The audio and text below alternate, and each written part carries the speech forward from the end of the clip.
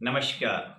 बात करते हैं आज हम एक ऐसे कॉन्फिडेंस लेवल की जिससे लोग बाजार में हम लोग जाते हैं, बाजार में जाते ही हमें बहुत सारे रिजेक्शन मिलते हैं। लेकिन आज हम समझते हैं कि रिजेक्शन से ज़्यादा हमारे अंदर का कॉन्फिडेंस ही हमें आगे बढ़ाता है।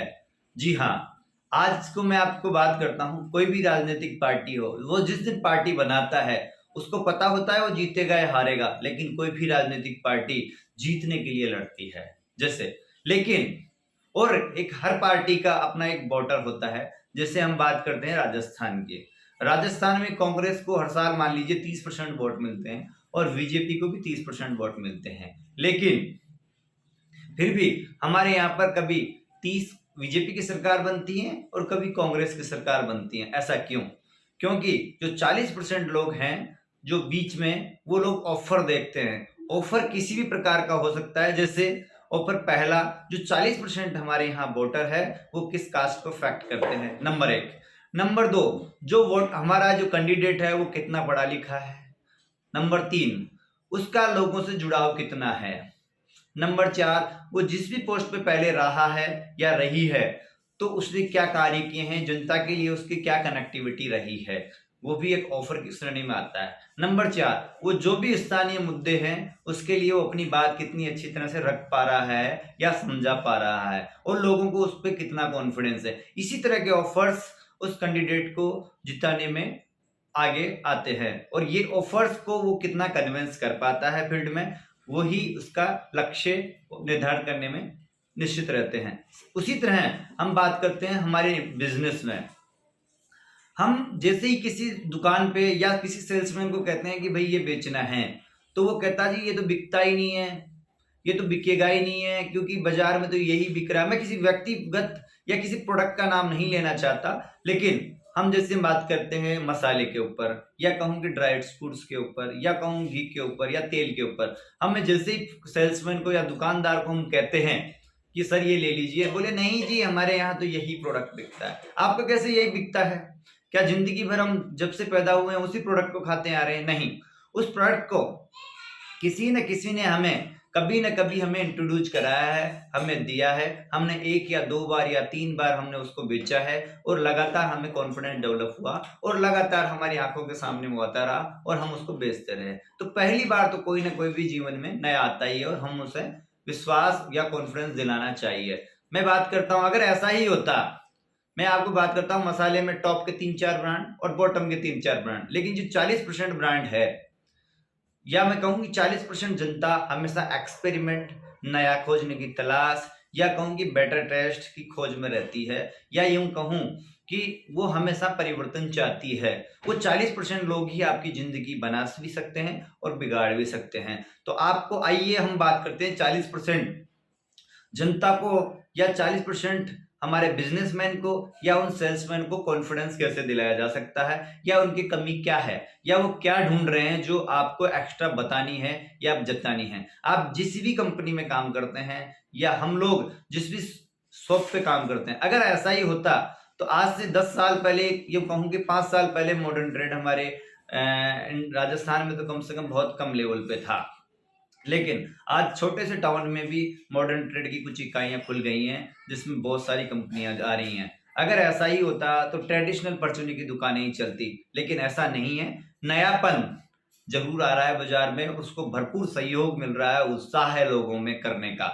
लेकिन हम लोग बिना चढ़े, सीढ़ी चढ़े ही हम रिजेक्शन कहते हैं कि जी नहीं, ये तो हमसे माल ले ही नहीं सकता। ऐसा नहीं है। कई फील्ड में हम जाते हैं, कई शहर में हम जाते हैं, दुकानदारों से बातें करते हैं कि सर ये माल ले लीजिए, आपको ये बेचना है, लेकिन वो ये कहता है हमारे गांव में तो ये ब्रांड या हमारी तहसील में तो ये बिकता ही नहीं है।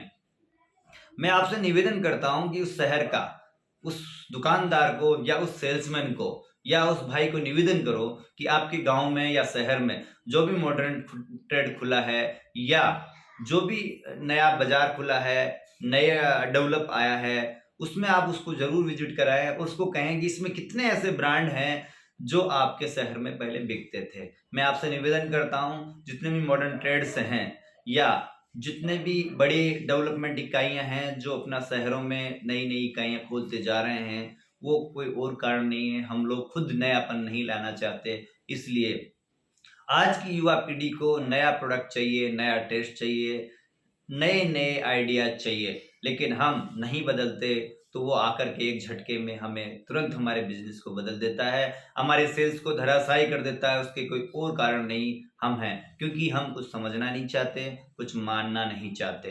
तो हम बात करते हैं उस मॉडर्न ट्रेड के बारे में। मॉडर्न ट्रेड को उसमें विजिट करवाइए उस व्यापारी को या उस सेल्समैन को, उसको एक एक प्रोडक्ट का एनालिसिस करवाते हैं कि ये आपके शहर में पहले बिकता था, ये बिकता था, ये बिकता था, ये बिकता था। मैं कहूँ कि 50, 60, 70% प्रोडक्ट जिसे हम सबसे पहले रिजेक्शन में मारते हैं, चाहे वो मसाला हो, चाहे वो ड्राई फ्रूट्स हो, चाहे वो ऑयल हो, चाहे वो घी हो। मॉडर्न ट्रेड की लिस्टिंग लोकल नहीं, नेशनल लेवल पे या राजस्थान लेवल पे, यूँ कहूँ कि बड़े लेवल पे उसकी परचेजिंग होती है, तो वो आपके गांव शहर का प्रोडक्ट उसमें नहीं होता है। उसके बावजूद भी हमारे वही लोग उसमें जाते हैं और परचेजिंग करके लाते हैं, और अपन यूँ कहें कि ट्रॉली भर भर के लाते हैं। लेकिन हम हमारे सेल्समैन को 2 किलो, 5 किलो, 10 किलो पर भी रिजेक्ट मार देते हैं। नहीं, ऐसा हमें कभी भी नहीं करना चाहिए। जिंदगी में हर कॉन्फिडेंस, हर व्यापारी से कहता हूँ, हर सेल्समैन भाई से कहता हूँ कि जिंदगी में जो बना है वो कहीं ना कहीं तो बिकेगा। जिंदगी में जो बना है कहीं ना कहीं तो बिकेगा।